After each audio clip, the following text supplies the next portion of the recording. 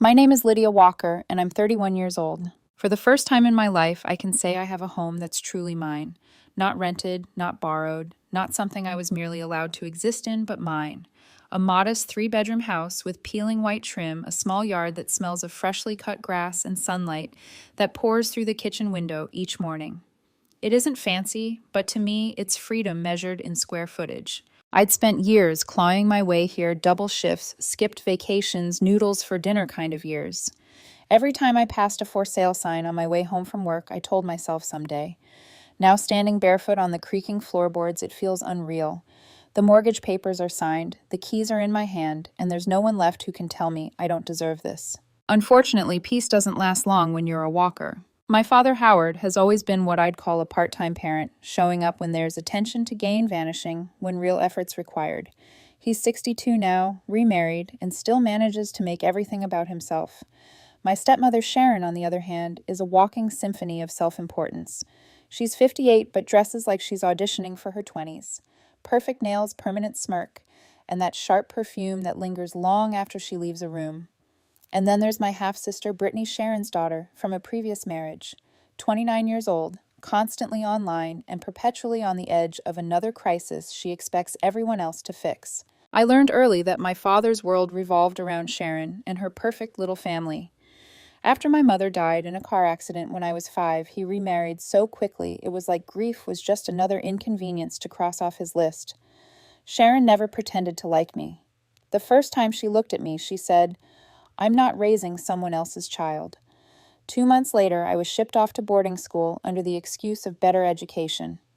I understood even then it wasn't about education, it was exile. Those years away taught me how to survive without expecting anyone to catch me when I fell. I worked for every dollar, every degree, every ounce of stability. When I finally bought this house, it wasn't just about property, it was about reclaiming something that had been taken from me long ago, belonging. Still, hope can be a stubborn thing. When I signed the deed, I told myself maybe this could be a chance to reset things. Maybe my father and Sharon would see that I'd made something of myself, that I wasn't the family disappointment they pretended I was. So like an idiot chasing closure, I invited them and Brittany to my housewarming dinner. I spent the day cleaning until the scent of lemon polish hung heavy in the air. I laid out snacks, dimmed the lights just right, even played soft music to fill the silence I dreaded. I told myself this was what normal families did: laugh, reminisce, say things like, "We're proud of you." But deep down, I felt a flicker of dread. Because in my family, silence was never peace. It was the pause before something cruel. When the doorbell finally rang an hour late, of course my hands trembled as I straightened my blouse. Through the peephole, I saw Sharon, first lips pursed like she'd bitten into a lemon. My father hovered behind her looking distracted, and Brittany trailed in last, eyes glued to her phone. That night, I would try to tell myself I was overreacting, that it was just an awkward reunion. But in the quiet seconds before I opened the door, I swear I felt it.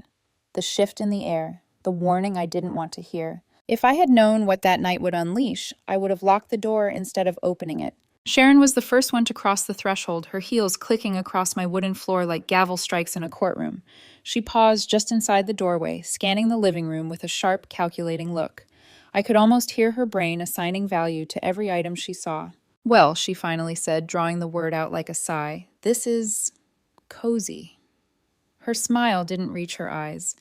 "It's fine for someone single, I guess." Behind her, my father stepped in with his usual air of forced authority. His eyes swept over the furniture, the walls, the ceiling, as if he was inspecting a rental property rather than visiting his daughter's home for the first time. "You didn't tell me you were buying a house," he said, his voice clipped. "You could have asked for my advice. I know a thing or two about investments." Investments. The man who once refinanced his house to fund Sharon's failed daycare dream. Right. I forced a smile anyway. I managed fine. Brittany followed last, barely glancing up from her phone. "Nice place," she mumbled. The blue glow from her screen reflected off her face like a mask. I doubted she'd even looked around. I gestured toward the table. "There's food, drinks, help yourselves." They didn't. Sharon made a slow circuit of the living room, instead running her manicured fingers along the edge of my bookshelf. "You picked such dark furniture," she observed. "It makes the room feel heavy. You should have gone with something lighter, maybe a cream tone. More inviting." I chuckled awkwardly. "I like it dark. Feels warm." She tilted her head, that condescending smile sharpening. It's fine, Lydia. Not everyone has an eye for these things. My father settled on the couch and immediately began his favorite sport budget shaming. You never said how much this place cost, he said casually, though his eyes were already narrowing. You sure you can handle the mortgage? Houses aren't cheap, you know. I'm managing, I said. He tapped his knee. You could have saved yourself a lot of trouble if you'd come to me first. I've got experience with finances. I bit my tongue. Experience losing them, maybe. Meanwhile, Brittany perched on the arm of the couch, scrolling through her phone with loud little sighs. At one point, she laughed at something on screen, completely oblivious to us. Sharon frowned. Brittany, sweetheart, put that down. We're visiting your sister. Brittany didn't even look up. Half-sister, she corrected under her breath. The word stung more than I wanted to admit. I tried to keep the conversation alive, steering it toward neutral topics, the weather, my job, even Sharon's daycare. But every word felt like walking on a floor of cracked glass. Sharon's comments came polished and poisonous, each one pretending to be helpful while cutting just deep enough to draw blood. Oh, honey, these curtains don't do you any favors. You really need a pop of color. Did you paint this yourself? Brave. It's bold. And my favorite, at least you're trying. Brittany finally spoke again when I brought out dessert. You still working that boring job? She asked, scrolling through her notifications. I set the cheesecake down a little harder than necessary. Still working it, yes. She smirked. That's cute. I'd go crazy doing what you do. I'd rather live a little. Her mother shot her a quick glare, then turned to me. You know, Lydia, maybe if you focused less on work and more on your personal life, you'd be happier. You can't take a house to bed with you. I smiled thinly. Maybe that's why it never lies to me. Sharon's jaw twitched. My father cleared his throat. No need to get defensive, he said. I'm not, I replied, just tired. For a moment, the only sound in the room was the faint hum of the refrigerator. I realized how stupid I'd been to expect warmth from people who thrived on disapproval. Every glance they shared felt like a silent judgment I wasn't invited to hear. When they finally stood to leave, Sharon gave me one of those air kisses that never make contact. Well, she said sweetly, at least you're trying. She repeated it like a closing remark at a funeral. Brittany brushed past me without saying goodbye, already tapping on her phone again. My father lingered just long enough to say, You really should have asked for my help. The door closed behind them, and the house fell silent. The air still carried traces of Sharon's perfume, something chemical and cold. I stared at the dishes left untouched on the table, the empty glasses, the crumbs from the cheesecake no one ate.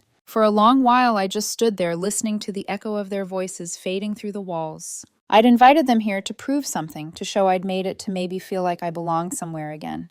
But instead, the night ended with the same emptiness I'd carried since childhood. Still, a foolish part of me thought maybe that was the worst of it. That part of me had no idea what was coming next. The call came a week later, just as I was finishing up a late shift. My phone lit up with my father's name, and for a long moment, I just stared at it.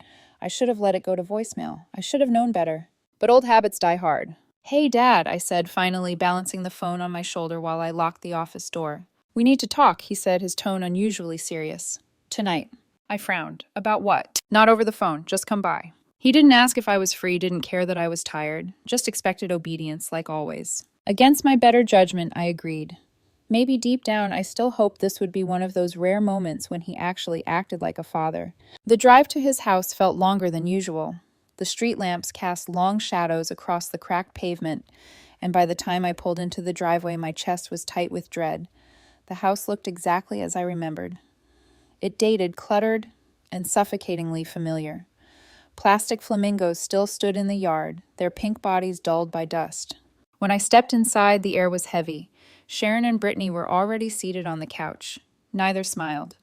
My father was pacing near the kitchen, his jaw set, his hands shoved into his pockets like he was holding in a speech. Sit down, he said. His tone made it sound less like an invitation and more like a command. I took a seat across from Sharon. She gave me that fake, tight-lipped smile she wore when she was about to drop something unpleasant. Brittany, for once, wasn't glued to her phone. Her eyes were puffy red. She looked down, sniffing theatrically. What's going on? I asked. My father turned his eyes sharp. Are you blind, Lydia? Or just too proud to see what's right in front of you? I blinked. Excuse me. You've been acting like you're too good for this family, he said. You've got your house, your fancy job, and suddenly you think you don't owe anyone anything. I stared at him stunned. Dad, where is this coming from? Sharon jumped in before he could answer. Don't play innocent. You think because you bought yourself a little house, you're better than everyone else. You forget who helped you get there. I laughed, though it came out brittle. Who helped me, Sharon? You kicked me out when I was 8. That's not the point, my father snapped. We're talking about now. Then what exactly is the point? I said, my patience cracking. Brittany's pregnant, Sharon announced suddenly. The room went still. I looked at Brittany. Her mascara smudged her lips, trembling just enough to look rehearsed. Oh, I said finally. Congratulations. The father's gone, my father said grimly. He left her with nothing. I'm sorry to hear that, I said slowly. But what does that have to do with me? Sharon folded her arms. Everything. Brittany's going to need a stable place to live, somewhere safe to raise the baby. Okay. Her eyes met mine, cold and expectant. You have 3 bedrooms, don't you? It took a second for the implication to sink in. You've got to be kidding, I said. We're not kidding, my father said. It just makes sense. You're single, no kids, barely home. Brittany needs a fresh start. I laughed again, though there was no humor left in it. You're suggesting I give up my house. Sharon leaned forward. It's not like we're asking for much. Family helps family. Oh, that's rich, I snapped. Where was that motto when I was living out of a dorm at 8 years old because you didn't want me around? My father's face flushed. Watch your tone, Lydia. No, I said, standing. You don't get to lecture me about family. Not when you turned your back on me the moment Mom died. Sharon's lips curled. You're being selfish. That's all this is. You've always been about yourself. Selfish. My voice shook. You want me to hand over the one thing I worked my whole life for, and I'm the selfish one. This isn't about you, my father barked. It's about what's right. What's right, I said, is letting your adult daughter deal with the consequences of her choices. Brittany's face crumpled. You don't care about me or the baby, she cried. You're heartless. I exhaled slowly, forcing myself to stay calm. I care, Brittany. But there's a difference between helping and being used. Sharon stood, her voice sharp as glass. You'll regret this, Lydia. You always do. Family doesn't forget. I'm counting on that, I said quietly, because I won't either. My father pointed toward the door. Get out. If you can't show some decency, you're not welcome here. I didn't need to be told twice. I turned and walked out, slamming the door behind me. Outside, the night air was cold, sharp, and quiet, so different from the suffocating noise inside that house. I stood under the streetlight for a long moment, trying to steady my breathing. As I got into my car, I caught sight of Sharon through the window. She was standing behind the curtains, watching me leave. Her lips moved, though I couldn't hear the words, but I could read them. You'll regret this. I didn't believe her then, but she meant every syllable. The silence lasted exactly 1 day. By morning, my phone was lighting up like a Christmas tree, calls, texts, voicemails, each one nastier than the last. My father's messages came first. You've changed. Money's made you arrogant. Your mother would be ashamed. Then Sharon's voice messages followed, her tone syrupy and venomous at the same time. I hope your shiny little house keeps you warm when your family freezes you out. You're a disgrace, Lydia. You don't turn your back on blood. And finally, Brittany's posts appeared online. Vague, pitiful things like, some people only care about money, not family. Complete with crying emojis and a strategically framed picture of her holding her stomach. Within hours, mutual relatives were tagging me in comments. I didn't respond to any of it. I thought silence would kill their interest faster than fighting back. I was wrong. 3 days later, I came home from work and felt it before I saw it. Something was off. The key wouldn't fit cleanly into the front door. It scraped and caught like the lock had been tampered with. My stomach sank. I bent down and saw faint scratches around the keyhole. Not random ones either. Deliberate. My first thought was burglars. But burglars don't leave lipstick on the doorframe. A faint smear of pink shimmer caught the light. Sharon's shade. I'd seen it 100 times. I went straight to my security app. I'd installed cameras when I bought the house, mostly for peace of mind. My fingers shook as I scrolled through the footage. And there she was. Sharon, broad daylight, glancing over her shoulder before kneeling to fiddle with my lock. She looked completely at ease, humming to herself. For a second, I couldn't even process it. Then fury hit me like static. She didn't even try to hide it. I called a locksmith, got the lock replaced, and installed a second camera. This one pointed right at the driveway. Then I sat on the couch in the dark, the hum of the refrigerator, filling the silence, waiting for my phone to buzz again. 2 nights later, it did. A text from Sharon. Family doesn't need locks. That was it. No emojis, just that sentence. The next morning, I found my front yard destroyed. My garden, my small piece of calm, was torn apart. Soil, scattered flowers, uprooted garbage strewn across the lawn. My mailbox was dented like someone had taken a bat to it. I didn't need to guess who. I pulled up the footage and felt my stomach twist. There they were, Sharon and Brittany, laughing, recording themselves on a phone as they yanked plants from the dirt. Brittany even posed for a photo holding one of my garden gnomes like a trophy. My hands were shaking as I dialed the police. I didn't care about family business anymore. This was trespassing, vandalism, harassment. The officers came, took statements, and watched the footage in grim silence. "We'll file a report," one of them said. "If it happens again, we'll escalate." It shouldn't have comforted me, but it did. For the first time, someone else had seen what I'd been living through, proof that I wasn't imagining the cruelty. But my father didn't see it that way. He called that evening, his voice roaring through the speaker before I could even say hello. "You called the cops on your own family. They destroyed my property, Dad. Sharon was just trying to talk sense into you," he snapped. "And you humiliated us. The neighbors saw the squad car. She broke into my house. She was trying to help." I laughed, sharp and bitter. "If that's your definition of help, then stay the hell away from me." "You'll regret this," he said again, that same old phrase that had followed me my whole life. It didn't sound like concern anymore. It sounded like a promise. After that, it escalated into digital warfare, fake accounts commenting under my posts, anonymous emails accusing me of being cold, greedy, heartless. Family members I hadn't spoken to in years sent me paragraphs about forgiveness and doing what's right for the baby. I deleted, blocked, ignored, but the noise just kept multiplying. Then, late one night, as I sat by the window sipping cold coffee, I saw headlights sweep across my driveway. A car slowed, paused, then idled there for almost a full minute before driving away. The next morning, there was a note in my mailbox. "Family handles things privately." The handwriting was my father's. I stood there, the paper trembling in my hand, my chest tightening. The police could handle vandalism, but not intimidation. Not this quiet, relentless pressure designed to break me down. That's when it hit me. They weren't just angry, they were obsessed. They'd decided if I wouldn't give them my house, they'd take it piece by piece.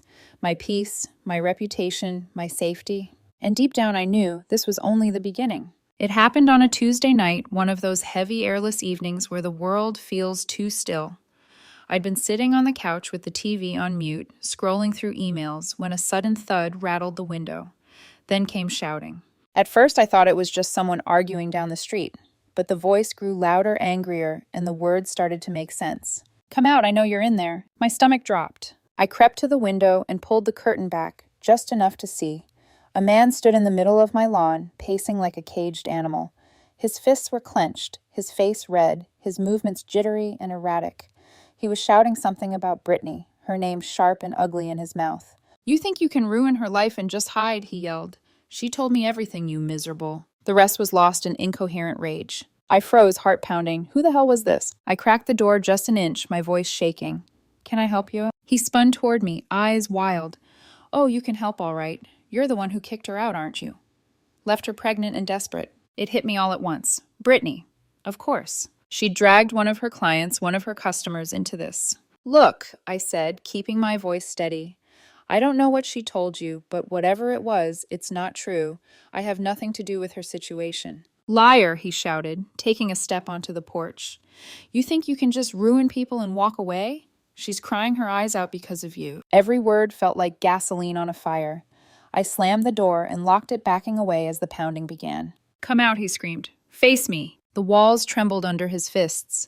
My breath came fast and shallow. I grabbed my phone with shaking hands and dialed 911.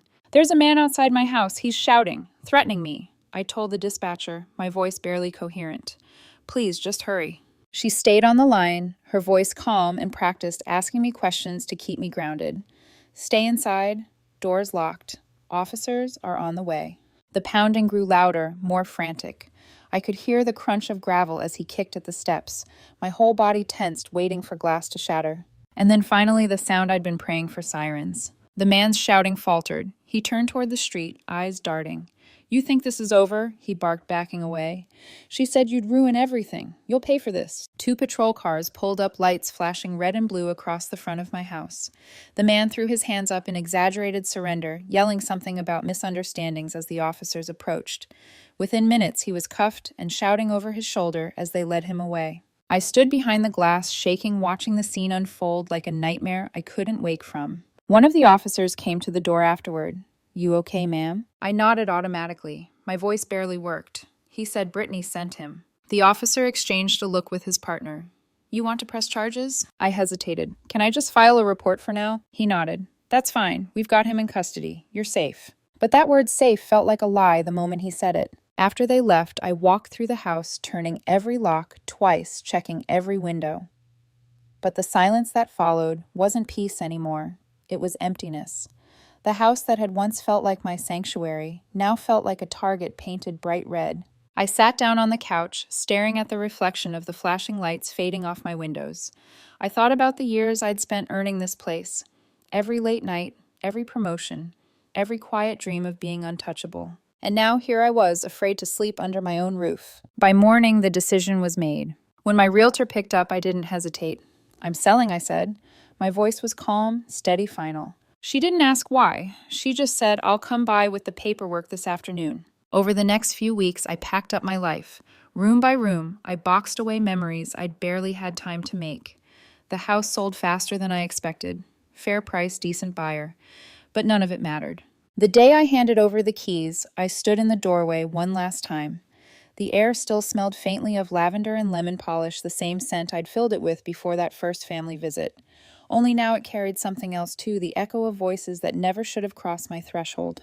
I ran my hand along the wall, whispering to the empty rooms. They didn't take you from me, I said softly. They just made you stop feeling like home. Then I turned the key, locked the door for the last time, and walked away without looking back. The first morning in my new apartment, I woke up before sunrise. For a moment, I didn't know where I was. The walls were bare. The air smelled faintly of paint and cardboard, and the silence felt unnatural, like the world had stopped breathing. Then I remembered. I was free. It wasn't the glamorous kind of freedom people post about online.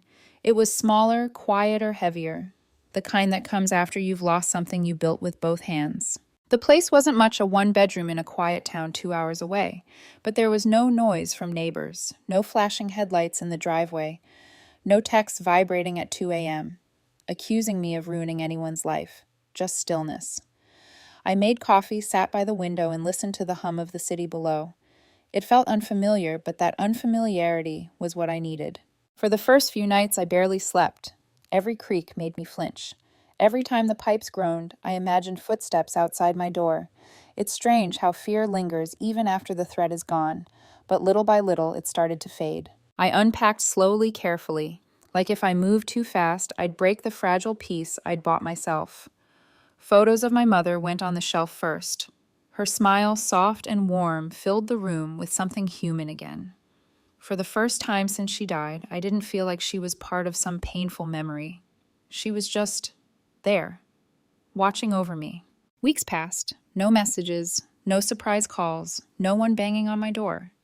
The quiet was unnerving at first, but then it became addictive. I started cooking again, walking every morning before work, even joined a small art class downtown. Simple things. Ordinary things. The kind of life I'd once thought I wasn't allowed to have. But one evening, as I sat reading by the window, my laptop pinged. New email. The sender's name made my throat tighten. Howard Walker. Subject line, you'll come back eventually. I stared at it for a long time. My heart didn't race. I didn't shake. I just felt tired. Without opening it, I hovered the cursor over the message. Then I clicked delete. No hesitation, no guilt. The next morning, I blocked his address, changed my number, and updated my locks just to be safe. I didn't do it out of fear this time. I did it because I finally understood something walking away wasn't about escape. It was about reclaiming my right to peace. Sometimes family doesn't want your forgiveness. They want your surrender. They want to own your silence, your boundaries, your guilt. And sometimes the only way to survive is to stop giving them the chance. As the weeks turned into months, I began to breathe differently. Lighter, deeper. I laughed more. I slept through the night. The nightmares that used to replay every confrontation began to fade like old film. One rainy afternoon, I drove past a neighborhood that looked eerily familiar, rows of houses like mine, with neat lawns and bright porches. For a fleeting moment, I thought about my old place. I wondered if the new owners had fixed the garden, if the lemon scent still lingered in the kitchen. Then I realized I didn't need to know. I didn't just leave that house behind. I left them buried inside it. The guilt, the fear, the endless cycle of trying to be good enough for people who thrived on taking. Now, when people ask about my family, I tell them the truth. They're in my past, not with bitterness, not with sadness, just fact. Because some stories don't need closure, they need distance. And mine finally has it.